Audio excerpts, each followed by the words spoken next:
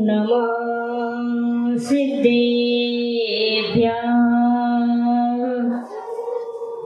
ॐ नमः सिद्धेभ्यः। ॐ नमः सिद्धेभ्यः। अनंतानंद सिद्ध परमेश्वर भगवान की, कुंडलपुर के बड़े बाबा की, 24 तीर्थंकर भगवान की, उत्तम आर्जव उत्तम शौच धर्म की, अहिंसा परमो धर्म की, संत शिरोमणि आचार्य गुरु विद्यासागर महाराज की, परम श्रद्धेय आरिका दृढ़मती माता जी की, संघ की जय। ये विद्या के सागर हैं, ये विद्या के सागर हैं, जग का कल्याण करेंगे। मुझको है विश्वास कि कुछ नव निर्माण करेंगे। जब जब पाप धरा पर होगा, जब जब पाप धरा पर होगा, रावण होंगे भू पर, तब तब आप धरा पर आकर प्रभु श्री राम बनेंगे। तब तब आप धरा पर आकर प्रभु श्री राम बनेंगे।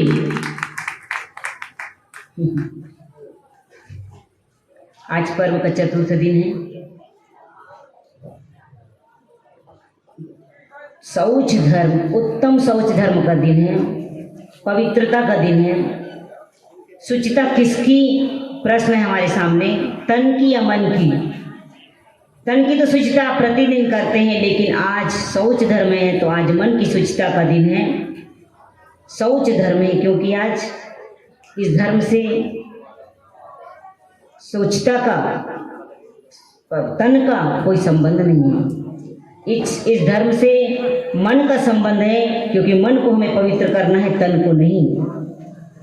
रत्नकर्ण शावकाचार्य में आचार्य समंतभद्र आचार्य ने कहा है, स्वभाव तो शुचो का ये रत्नतय पवित्रते निर्जिगुप्सा गुणा प्रतिर्मता निर्विचिकित्सता। स्वभाव से ये शरीर अपवित्र है, लेकिन रत्नत्रय के द्वारा इस शरीर को पवित्र किया जाता है और ये रत्नत्रय के द्वारा ये शरीर पवित्र होता है। जीवन की आवश्यकताओं का कहीं अंत नहीं हो सकता, लेकिन यदि मानव संतोष धारण कर ले तो उसकी इच्छाओं का अंत हो सकता है। इच्छाओं का अंत करने के लिए हमें संतोष धारण करना होगा। आज आप लोग पूजा करते हैं ना, तो क्या करते हैं? मुनि सम, जब अर्घ चढ़ाते पूजा करते हैं तो कहते हैं मुनि सम निर्मल नीर। मुनि का मन कैसा है? मुनि मन सम निर्मल नीर। मुनि का मन कैसा है? निर्मल जल की तरह है। जो आप जल चढ़ाते हैं तो वो जल कैसा है? मुनि के मन के समान निर्मल है। और मुनि का मन कैसा है? नीर के समान उज्जवल है, पवित्र है। इस प्रकार से आप अर्घ चढ़ाते हैं तो कहते हैं हमारा मन यदि पवित्र होता है तो सभी अपने मित्र होते हैं। किसी ने कहा है, जब अपना मन पवित्र होता है तो हर चेहरे पर अपना चित्र होता है। फिर हम कहीं भी दुनिया में चले जाएं, सभी अपने मित्र होते हैं। जहाँ भी जाएंगे उसे वो अपना मित्र ही होगा।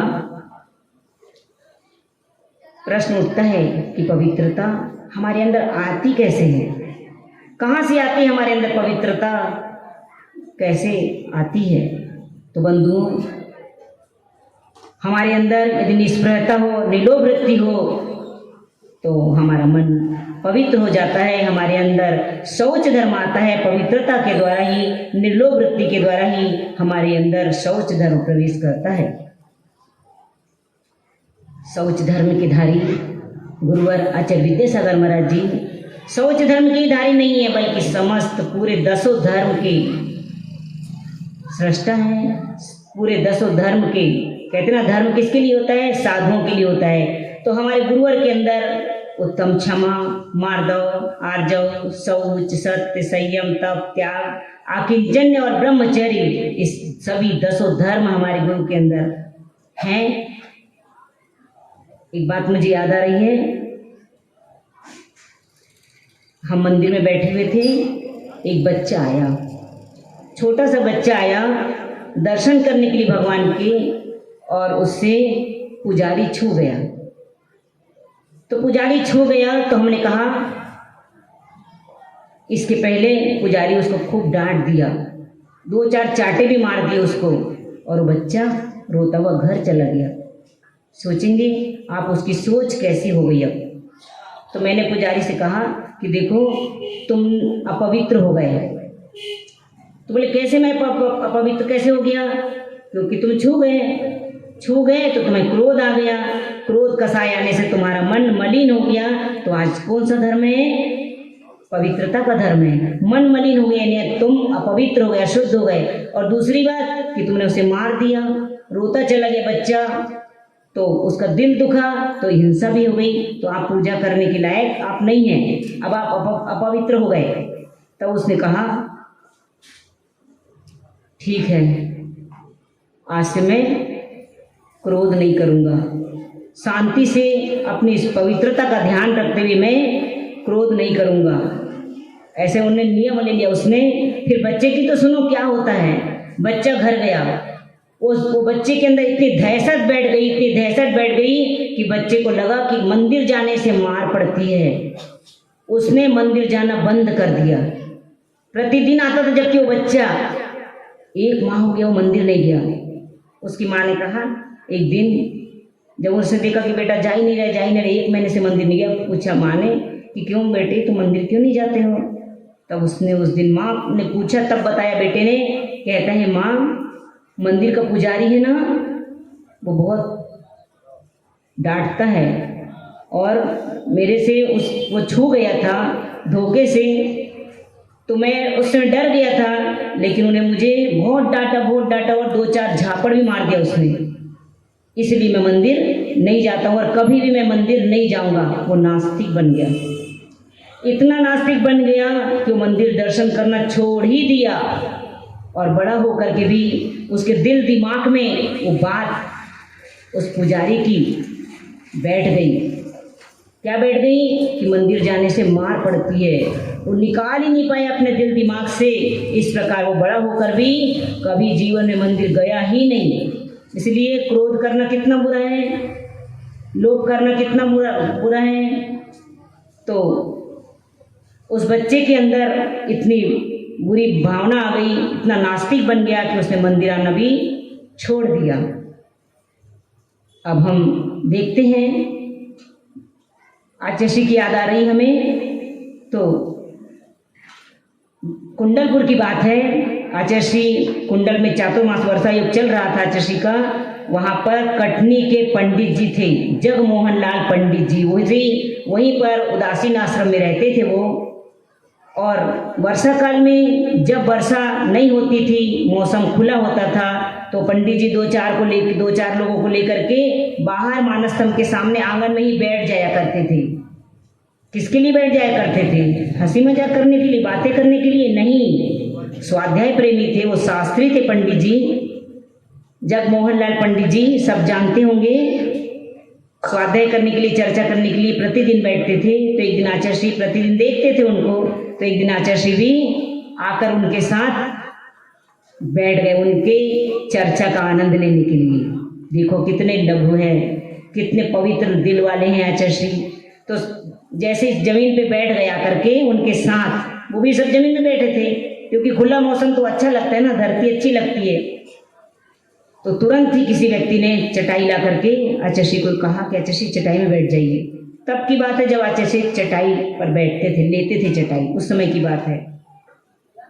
तब आचार्य कहते हैं, कितना सुंदर कहते हैं, सुनेंगे आप लोग। कहते हैं कि मुझे चटाई नहीं चाहिए, चटाई तो उसको चाहिए जो वस्त्रधारी होते हैं। तुम वस्त्र पहने हो, तुम्हारे वस्त्र गंदे हो जाएंगे, मैं तो निर्वस्त्र हूँ, मुझे तो चटाई की जरूरत ही नहीं है। इस प्रकार से आचार्य का मन कितना पवित्र है, कि पवित्रता का संकेत देते हैं कि तुम चटाई पर तुम बैठो, तुम्हारे वस्त्र गंदे हो जाएंगे। कितना सुंदर आचार्य का चिंतन, कितनी मन की पवित्रता उनके अंदर, कितनी सरलता, कितने निरभिमानी, कितनी नम्रता उनके अंदर। आप देख ही रहे हैं, रोज सुन रहे हैं।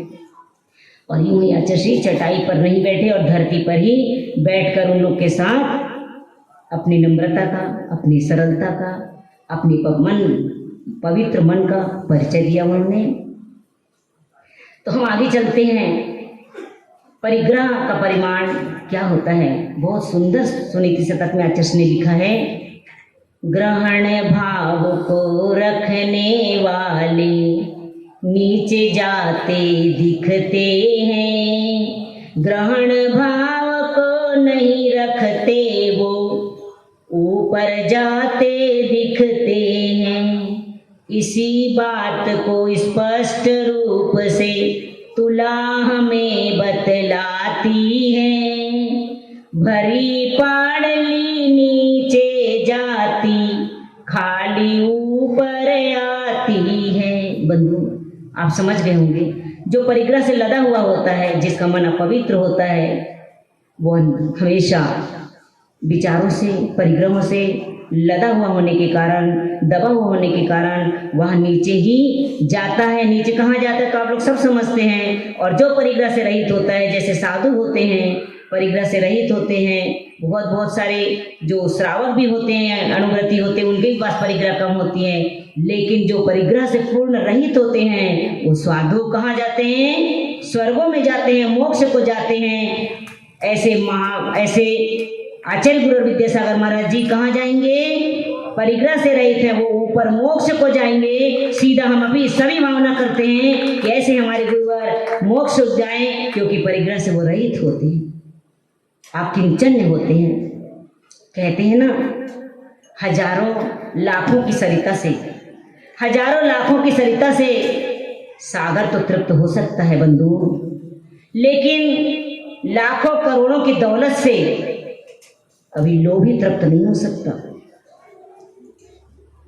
मनुष्य आज दुखी इसलिए नहीं कि उसे खाने को नहीं मिल रहा है, बल्कि उसे दुख इस बात का है कि वह आवश्यकता से ज्यादा खा रहा है। आई समझ में आप लोगों को?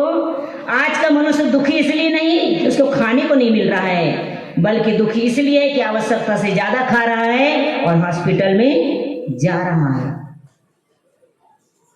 मानव की आकांक्षाएं का आकाश अनंत है, मानव की आकांक्षाओं का आकाश अनंत है, मानव की इच्छाओं का अंत कहीं भी नहीं है। किसी ने कहा है, कैसी है मानव की इच्छाएं? सुनेंगे आप? अभिलाषा की भीड़ बहुत है, अभिलाषा की भीड़ बहुत है, किस किस को मैं पूरी कर दूं, अपनी इच्छा पूरी करने किसकी बस्ती सूनी कर दूं। इच्छाओं का अनंत आकाश है, कितनी भी पूर्ति करते जाओ, उसका अंत कभी भी नहीं होता। जैसे अग्नि में घी डालते हैं तो अग्नि बुझती है क्या?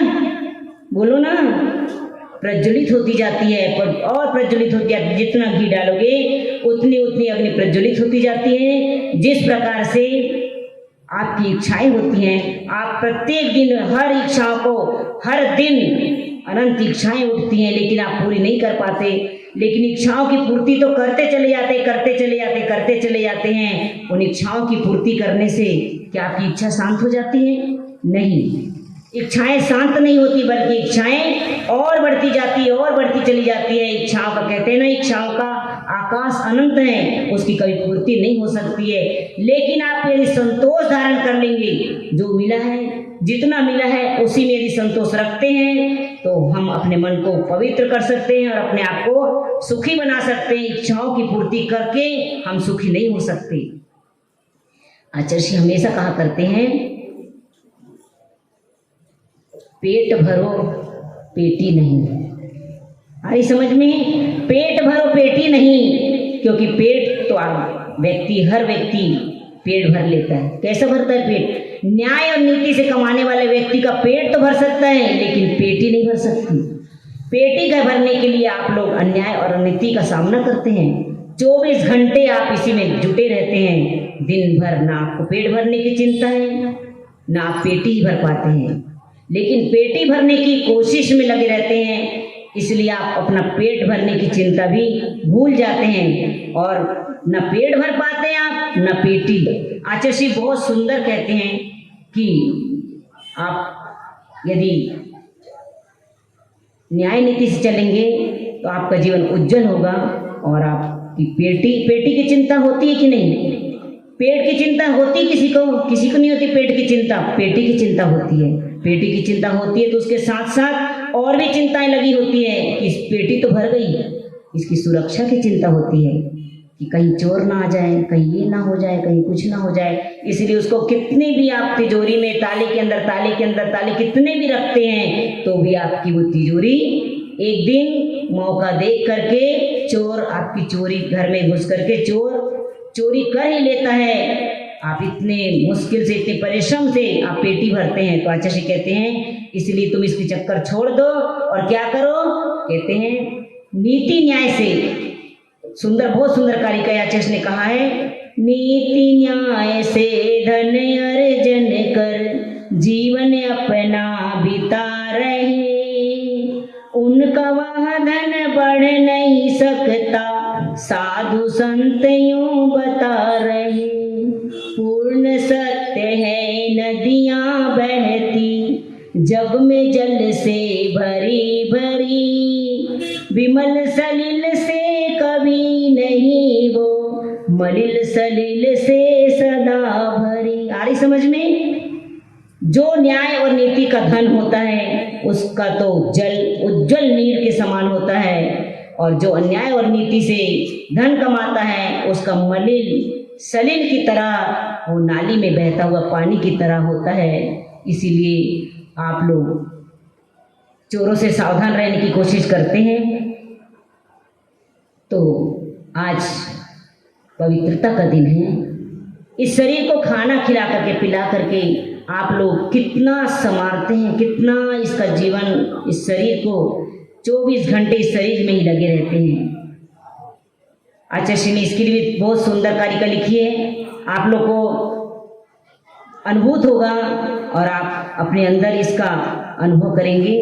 आप लोग जो करते हैं, खाना खिला जल पिला तन को सुलाता, तू देह की मलिनता जल से धुलाता, चिंता नहीं पर तुझे निज की अभी भी, कैसे तुझे सुख मिले ना मिले कभी भी।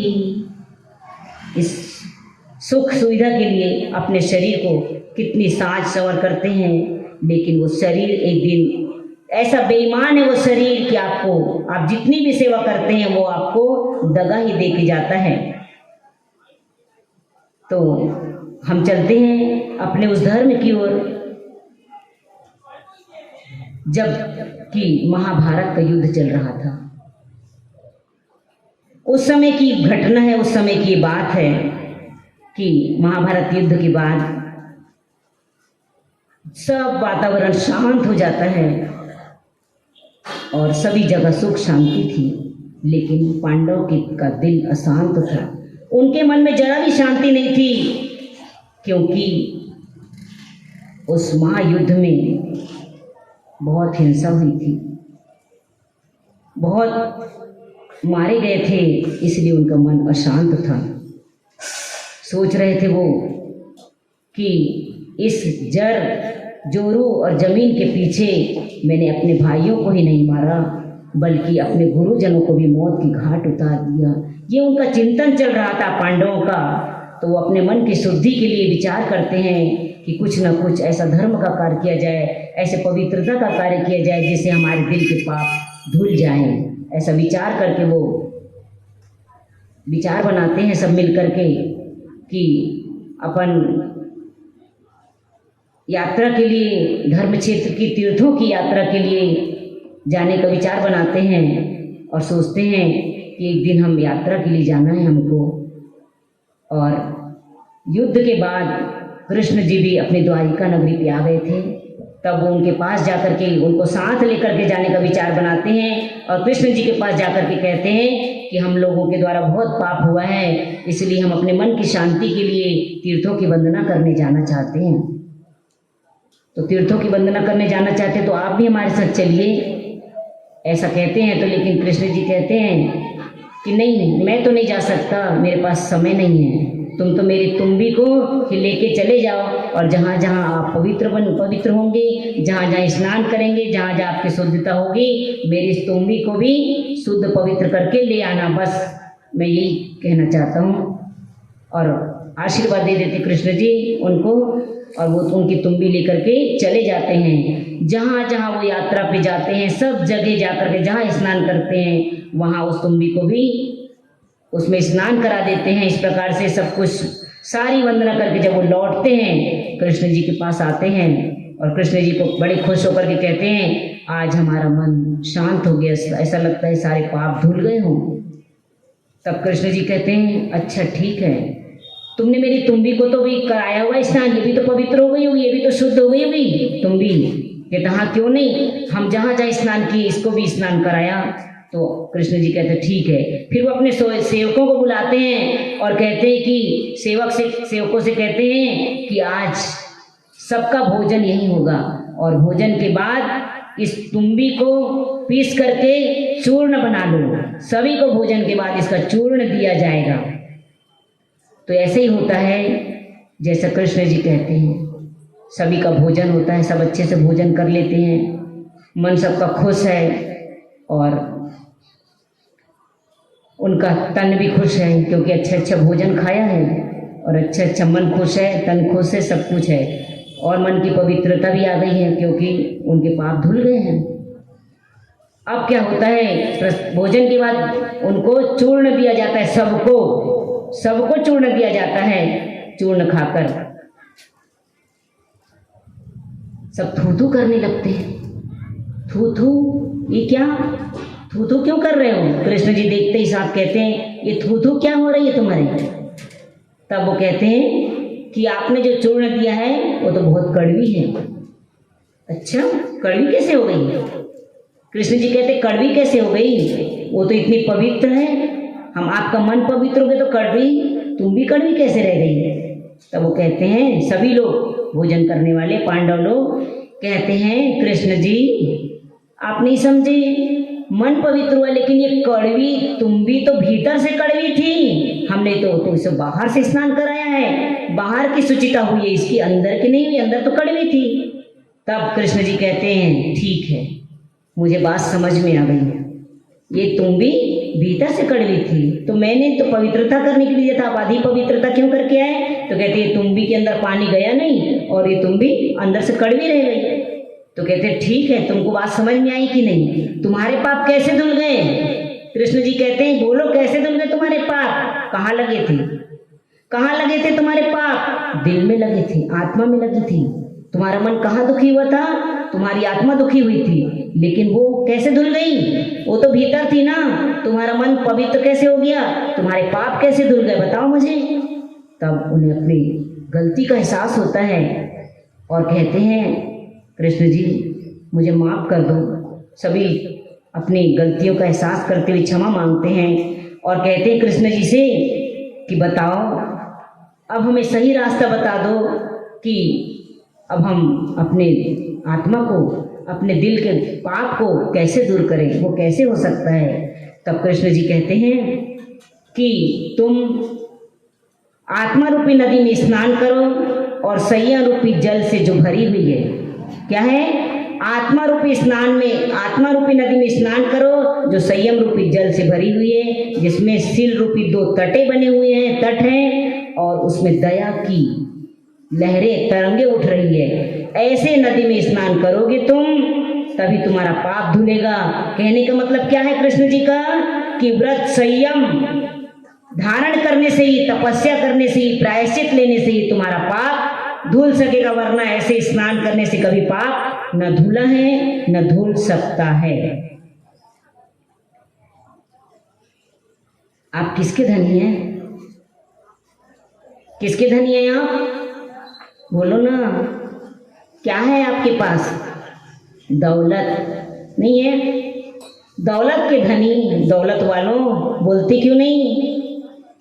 आज परिग्रह त्याग करने का दिन है। मन को पवित्रता कब कर पाएंगे? जब हम निष्प्रय होंगे, अंदर से निलोभ वृत्ति होगी, तभी हम अपने दिल को पवित्र कर पाएंगे। और पवित्र करने के लिए जिसका नाम है दौलत, ध्यान से सुनो, दौलत क्या चीज होती है? जिसकी दौलत हुआ करती है उसको कहते हैं दौलत। आ रही समझ में? तो जो दौलत जब हमारे पास आती है तो कैसे आती है? छप्पर फाड़ करके आती है दौलत, तब हम सीना तान कर चलते हैं, क्योंकि आप दौलत वाले हो गए। अब छोटे मोटे से बात नहीं करते, नीचे देख करके चलने का समय ही नहीं है, अब तो आसमान छूता है आपका अहंकार, और आसमान की ओर देख करके चलते हैं।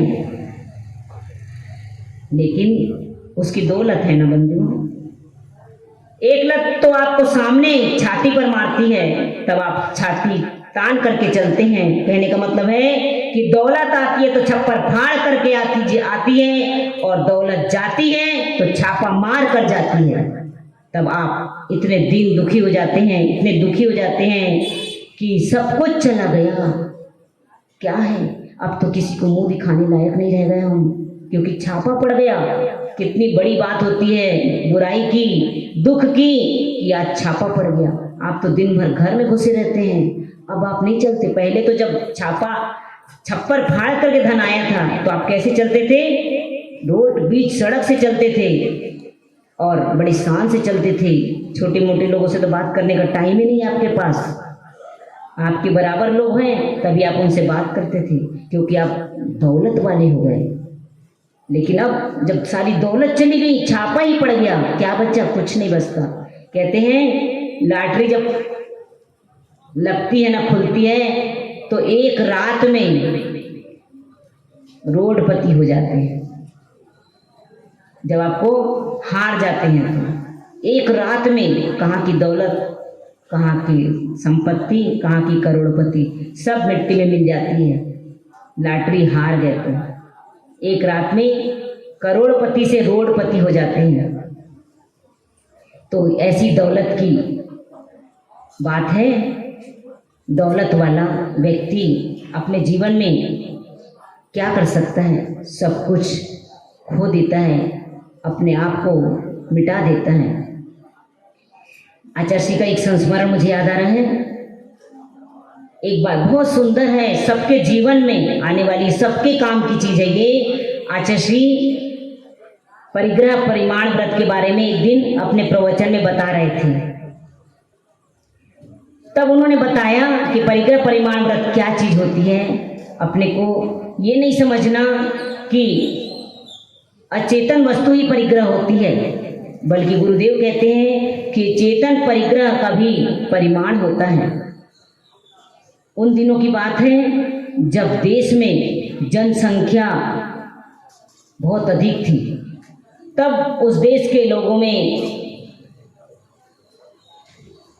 जनसंख्या कम करने के लिए वहाँ पर ये रूल था, ये नियम बनाया गया था कि सभी लोग अपने जनसंख्या की मात्रा अधिक बढ़ रही है जनसंख्या, तो क्या किया जाए? जनसंख्या को कम करने के लिए वहाँ की देश के लोगों ने, शासन प्रशासन के लोगों ने कहा कि सभी दुनिया के लिए एक रूल बना दिया कि देश की सुरक्षा के लिए सभी अपने अपने एक एक बेटे को का दान करेंगे।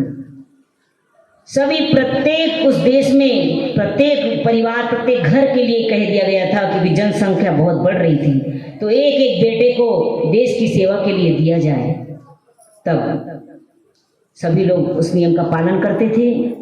इसी बीच आचार्य श्री का भी मन हुआ कि हम भी अपने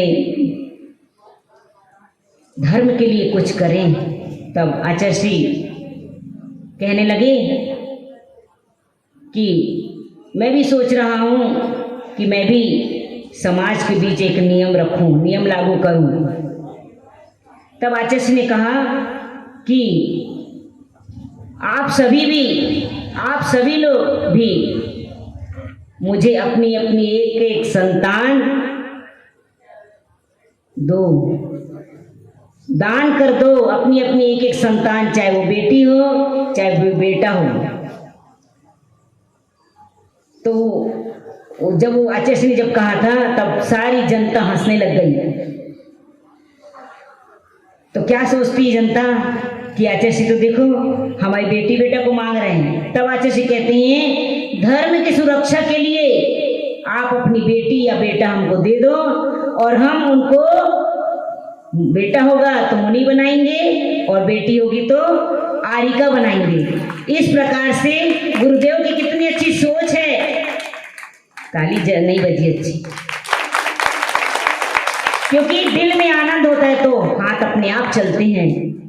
शायद आपको समझ में बात नहीं आई होगी उस टाइम। तो इसी बीच आचार्य जी कहते हैं कि जैसे सम्यक दर्शन प्राप्त होता है ना, जिसको सम्यक दर्शन जो एक बार प्राप्त कर लेता है उसका संसार कितना रह जाता है, चुल्लू भर जल के समान रह जाता है उसका संसार। उसी प्रकार से आचार्य जी कहते हैं सभी लोग एक व्रत ले लो। कौन सा व्रत ले लो, सौदार संतोष व्रत। यहां पर तो बहुत लोगों के होंगे। सौदार संतोष व्रत लेने से सारे पापों से बच जाते हैं। कितने पाप लगते हैं, अनंत पापों का ढेर आपके ऊपर चढ़ा होता है इस ब्रह्मचर्य के दोष से। लेकिन सौदार संतोष व्रत धारण करते हैं, करेंगे आप लोग तो ये सारे पापों से बच जाएंगे। आपका संसार कितना है बंधुओं, अनंत संसार है, क्योंकि आपने जब से संयम धारण नहीं किया तब आपका संसार अनंत है। जब तक आपने सम्यक दर्शन प्राप्त नहीं किया तब से आपका संसार अनंत है। तो बंधुओं, जिस प्रकार से सम्यक दर्शन प्राप्त करने पर संसार चुल्लू भर जल के समान रह जाता है, उसी प्रकार आप यदि सौदार संतोष व्रत को धारण करेंगे तो आपका पाप कितना रह जाएगा। आचार्य श्री कहते हम नहीं, चुल्लू भर पाप रह जाएगा। सारे समुद्र में जिस प्रकार चुल्लू भर संसार रह जाता है, उसी प्रकार से सम्यक दृष्टि का, उसी प्रकार से सौदार संतोष व्रत को धारण करने वाले का पाप कितना रह जाएगा, चुल्लू भर रह जाएगा। कितना बड़ा, कितना महत्व है सौदार संतोष व्रत का, कितना महत्व दिया आचार्य श्री ने। इस प्रकार से सौदार संतोष व्रत धारण करना क्या है, इससे क्या होगा, आपकी ये परिवार की जो आप लोग ये करवाते हैं ना, वो उसकी लिमिट बन जाएगी। क्या करवाते हैं आप लोग, क्या करवाते हैं, बच्चों को रोकने के लिए जो भी आप करवाते हैं वो इसके सौदार संतोष व्रत लेने के लिए इन पापों से बच जाएंगे और इससे महान पुण्य का बंध होगा। इस प्रकार से आप ग्रहण कर सकते हैं इस व्रत को। हम अब उस एक दृष्टांत है उसके और चलते हैं उस ओर। एक लोभी, एक कंजूस व्यक्ति की बात बताते हैं हम आपको कि एक कंक भट्ट नाम का एक बहुत कंजूस व्यक्ति था। इतना कंजूस व्यक्ति था, कितना माता जी, तो सुनो, वह गंगा स्नान करने के लिए गया। गंगा स्नान करने के लिए जाता था तो उस दिन उसके उस स्नान करने में क्या हुआ, मोबाइल कौन देख रहा है, बंद करो अपना मोबाइल। तो एक इतना कंजूस था कि वो नदी में स्नान करता, उसकी खोटी चवन्नी वहाँ गिर जाती है तो बहुत कोशिश करता है कि चवन्नी निकल जाए, मिल जाए। बहुत परेशान हो जाता है, जब वो अति परेशान हो जाता है तो उसको छोड़ देता है। और क्या कहता है मालूम, कंजूस तो देखो, कहता है हे गंगा मैया, मैं अपनी चवन्नी आपको दान में देता हूँ, आपको अर्पण करता हूँ।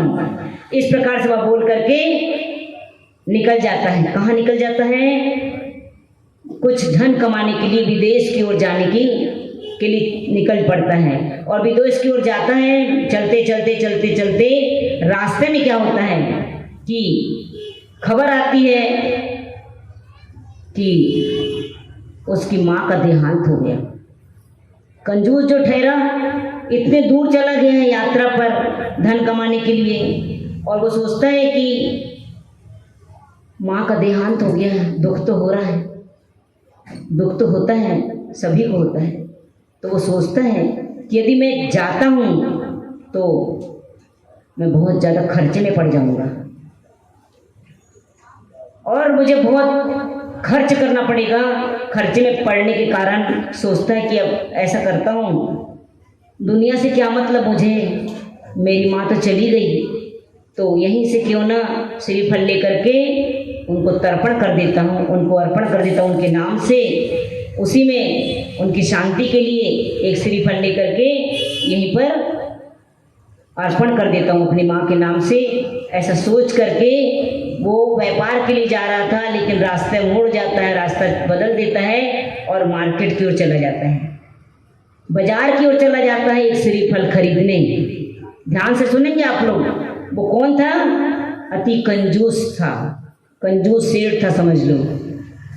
वो कंजूस सेठ बाजार में जाता है तो एक जगह पूछता है कि श्रीफल कितने का है? तो दुकान वाला बोलता है, जब आना 2 आना 4 आना चलता था तब की बात है। तो दुकान वाला बोलता है 8 आने का है। कितने का? 8 आने का श्रीफल है। तब वो कहता है भैया 4 आना ले लो और मुझे श्रीफल दे दो। तो वो कहता है आगे बढ़िए। तब वो आगे बढ़ जाता है और आगे बढ़ता है तो एक दुकान वाला और मिलता है, तो उससे पूछता है कि श्रीफल कितने का है? तब वो कहता है 4 आने का। देखो उसका लोभ कैसा बढ़ता जा रहा है। वो कहता है मुझे 2 आने में दे दो। तब वो कहता है आगे बढ़िए, 2 आने में चाहिए तो और आगे है, सस्ता मिलता जाएगा आपको। तब वो फिर आगे बढ़ता है, तीसरी दुकान में पहुंचता है तो वो कहता है श्रीफल कितने का है भैया? तो कहता है 2 आने का। तो वो कहता है 1 आने में दे दो। लोभ की प्रकृति कितनी बढ़ती जा रही है देखो। तो कहता है 1 आने में लेना तो आगे जाओ। अब आगे जाता है वो तो सामने एक किसान आ रहा था बोरी में श्रीफल लेकर के। बोरी में श्रीफल लेकर के आ रहा था वो। तब उससे कहता है कि भैया 1 श्रीफल दे दो मुझे।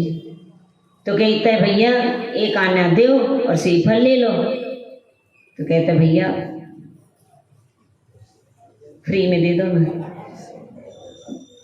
हंसी आ रही, लोभ की प्रकृति उसकी कहाँ तक जा रही है। कहता फ्री में दे दो ना।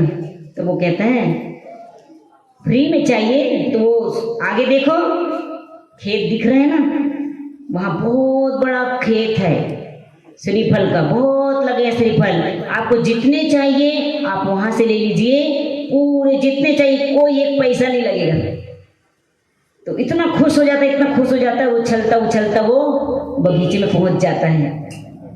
उसकी खुशी का पार नहीं रहता कि फ्री में इतने सारे नारियल मिलेंगे मुझे। तो चलो सामने वृक्ष को देखता है, नारियल के से लदा हुआ वृक्ष, उसको देख करके बहुत खुश हो जाता है, दिल खुश हो जाता है। लेकिन चढ़े कैसे? उसको तो चढ़ना आता नहीं, कभी वृक्ष पर उसने आज तक चढ़ा नहीं था। लेकिन लोभ की एक शक्ति होती है, उस लोभ की शक्ति से वह वृक्ष पर चढ़ जाता है और वृक्ष पर चढ़ते ही उस एक श्रीफल जिस पर लटक रहा था उसकी टहनी को पकड़ लेता है। और उसको इतनी अकल नहीं कि टहनी पकड़ लिया तो पैर मजबूत रखूं। वो तो बस उसको तो श्रीफल दिख रहा है, न पैर दिख रहा है न हाथ दिख रहा है। बस जैसे ही डाली को पकड़ता है कि वो फिसल जाता है। फिसल गया, क्या हुआ? बहुत घबराता है, अब तो अति घबराता है कि अब क्या करे, अब क्या करे। अब तो कुछ नहीं आता, कोई अब तो कुछ भी नहीं है उसके लिए उपाय। उसका भाग्य था, किस्मत थी कि एक हाथी वाला उसी समय निकलता है तो हाथी वाले को आवाज लगाता है और कहता है भैया मुझे बचा लो, बचा लो मुझे। तो कहता है तुम क्या दोगे? तो कहता है मेरे पास 1000 रुपये है जेब में, वो तुझे दे दूंगा। कहता ठीक है, 1000 मिलेगा। ओहो, लोभ किसको नहीं, किसको छोड़ता है लोभ। उस महावत को भी लोभ आ गया और वो अपने ठीक जहाँ पर वो खड़ा हुआ था उसके नीचे आकर के हाथी खड़ा कर देता है और वो खुद हाथी के ऊपर खड़ा हो जाता है और उसका पैर दोनों हाथों से पकड़ लेता है। फिर क्या हुआ? हाथी बिचक गया, वो घबरा गया और हाथी वहां से भाग जाता है। अब क्या हुआ? हाथी भाग गया, एक के ऊपर दो लटक रहे एक डाल पे। वो तो पहले ही अपना घबरा रहा था, अब उसको और संभाले। आप लोग को हंसी आ रही है? बहुत अच्छी बात है, हंसी तो आना ही चाहिए, क्योंकि ऐसे दृश्य जो दिख रहा है आंखों के सामने। अब क्या होता है, अब वो कहता है कि मैं तो, तुम लटक गए और मैं तो वैसे ही घबरा रहा हूँ, अब मेरी पकड़ छूटने वाली है। नहीं नहीं नहीं ना, ऐसा मत करो, ये पकड़ नहीं छोड़ो तो हम कहाँ जाएंगे, मैं तो मर जाऊंगा। अरे तू मरेगा तो मैं भी तो मर जाऊंगा, ये भी तो चिंता है मुझे। इसलिए वो छोड़ता नहीं है, उसको डराता है। अब इसी बीच क्या होता है, इनकी बात चल रही थी कि एक घोड़ा लेकर के एक व्यक्ति आ पड़ता है, घुड़सवार वहीं से निकलता है वो। तब उनको दोनों को देखते लटकता हुआ तो देखते ही रह जाता है, अरे ये तो बहुत बुरी स्थिति हो रही इनकी, क्या हो गया। तब वो ऊपर वाला कहता है और नीचे वाला भी कहता है कि भैया, घोड़े वाले भैया, महावत जो था नीचे लटक रहा था, वो कहता है बस तुम मेरे पकड़ लो पैर और मुझे बचा लो। तो कहता है तुम कितना दोगे मुझे, तो कहता है मेरे पास 2000 है महावत, 2000 है, मैं 2000 दे दूंगा, पर मेरे प्राण बचा लो। तब वो घुड़सवार ठीक उसके नीचे आकर के खड़ा होता है और उस घोड़े के ऊपर वो खड़ा होकर के जैसे उसके दोनों हाथ दोनों पैर पकड़ता है कि घोड़ा बिचक जाता है। घोड़ा बिचक गया और भाग गया। अब क्या हुआ, एक डाल पर पहले एक लटक रहा था, फिर दूसरा लटक गया एक के नीचे, फिर और 2 के नीचे एक तीसरा लटक गया। अब ऊपर वाले की स्थिति सोचो, हंसने लग गया। अब तो कोई है ही नहीं, कोई बचा ही नहीं। घोड़े वाला भी, घोड़ा भाग गया, हाथी भी भाग गए। अब क्या करें, अब तो कोई आने वाला है नहीं, कोई उम्मीद भी नहीं है किसी के आने की। अब ऊपर वाले की सोचो, जरा दया करो, आप यदि एक के ऊपर एक चढ़ करके उसको बचा सकते तो बचा लो। 5 व्यक्ति भी चढ़ जाओगे एक के ऊपर एक तो आप उसको सबको बचा सकते हो। बचाना है माता जी, आप तो कहाँ बता रही हो, हम कैसे बचा सकते हैं उसको। तो वो ऊपर वाला कहता है कि भैया तुम दोनों को मैं कहाँ तक संभालूं, मैं तो बहुत थक गया हूँ, अब मेरी पकड़ छूटने वाली है, अब मैं तुम लोगों को नहीं बचा सकता, मैं तो, मेरी पकड़ छूटने वाली है, मैं तुम्हारा भार सहन नहीं कर सकता। तब कहता है भैया भैया ऐसा मत करो, हम तो मर जाएंगे ऐसा करोगे तो कहता अच्छा। अब देखो वो सोचता है, जो सेठ कंजूस था वो क्या सोच रहे हैं कि अभी अच्छा मौका है। कौन सा मौका है, लोभ करने का, इतना अच्छा मौका है। अच्छा बोलो, मैं यदि मैं अपनी पकड़ नहीं छोड़ता हूँ तो तुम मुझे क्या दोगे, बोलो महावत तुम क्या दोगे। तो कहता है मेरे पास 2000 रुपए है, मैं 2000 आपको दे दूंगा, पर आप पकड़ मत छोड़ना।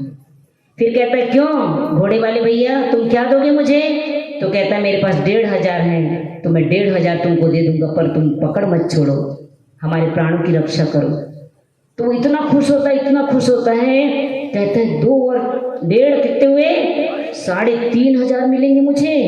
ओहो, और सारा श्रीफल फ्री में। इतना खुश होता है, इतना खुश होता है कि उसकी पकड़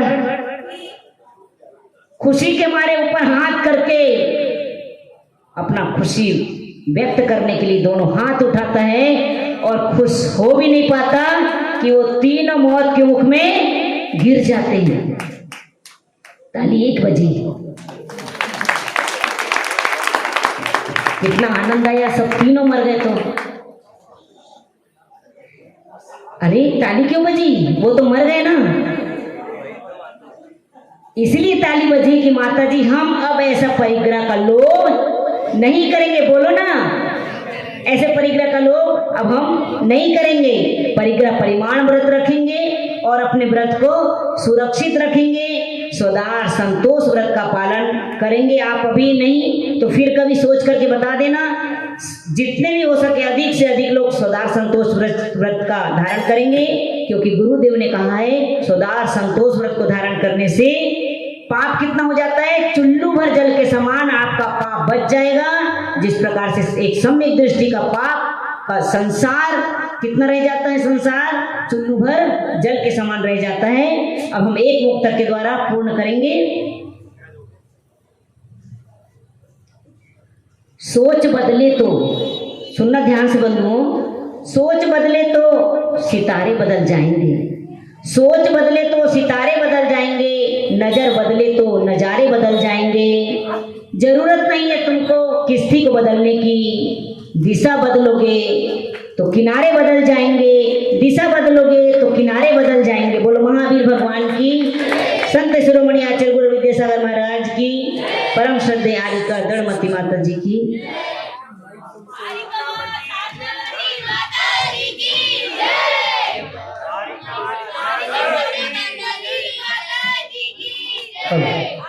भैया जगम्मा माइक चालू कर जवानी की ज्ञात सूझे लोकालोक